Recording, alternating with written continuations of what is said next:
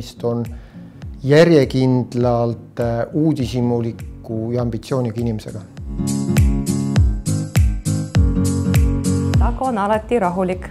Isegi kui ta jääb kohtumisele hiljaks, siis ta on alati rahulik. Ta ei lähe kunagi närvi, ta on väga tasakaalukas inimene. Eile mul sai 2 aastat Soorainenis ja selle aja jooksul mul oli tohutu eneseareng. Ehk siis Ago on loonud sellist keskkonda, kus inimesed tunnevad ennast koduselt ja tahavad õppida. Selle raamatu pealkiri võiks olla eestimeelne soomlane, kes kujundab Baltikumi õigusabiturgu. Agu on küll ju soomlane, aga selleks, et näidata eestimeelsust, ei pea ta kandma kaabut, vaid ta kannab Eesti sõjaväe kiivrit, sest paar aastat tagasi, kui oli suur õppus Siil, siis Agu tahtis sellele osaleda, aga kuna ta oli Soome kodanik, siis pidi ta saama Soome kaitsejõudude ülemjuhataja nõusolekus, oli suur kadalipp, aga Agu tegi selle ära. Ehk sellepärast on minu jaoks tegemist eestimeelse inimesega.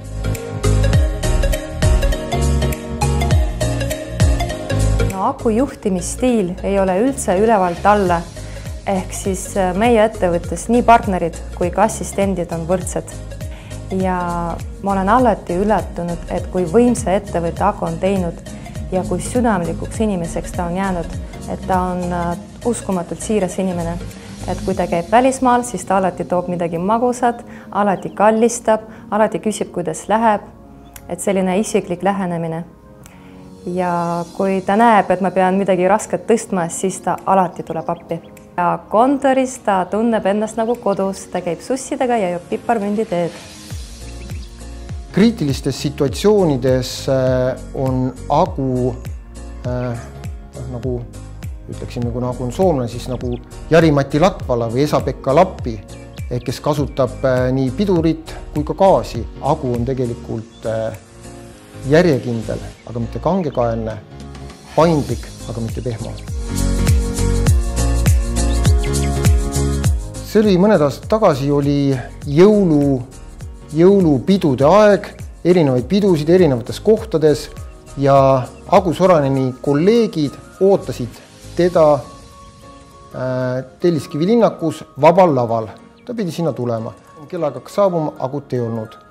Siis läks tund või 2 mööda, Agu jõudis õnneliku ja õhetavana ja siis selgus, et ta oli läinud mitte vabalavale õigeks ajaks, vaid kultuurikatlasse. Ja oli kultuurikatlas vaadanud, et mitte ühtegi tuttavat nägu ei olnud ja oli siis uurinud, kuhu ta on sattunud ja oli sattunud ühe teise ettevõtte jõulupeole.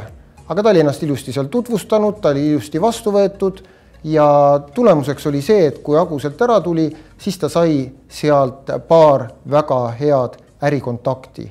Ehk see lugu iseloomustab seda, et seal, kus keegi teine võib näha probleemi, näeb Agu võimalust. Ta on ajaloohuviline.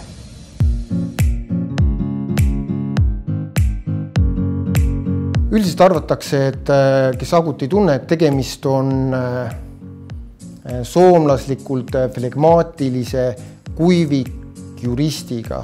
Aga see ei vasta tõele. Kuigi Agu võib paista flegmaatiline, mõtleb ta välgukiirusel ja kindlasti ei ole tegemist kuivikjuristiga. Agu on väga uudishimulik.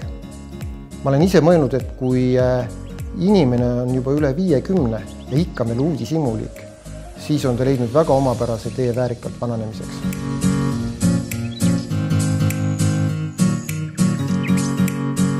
Esiteks Agu näitab oma tegudega töötajatele seda perspektiivi või eesmärki, mille poole liikuda.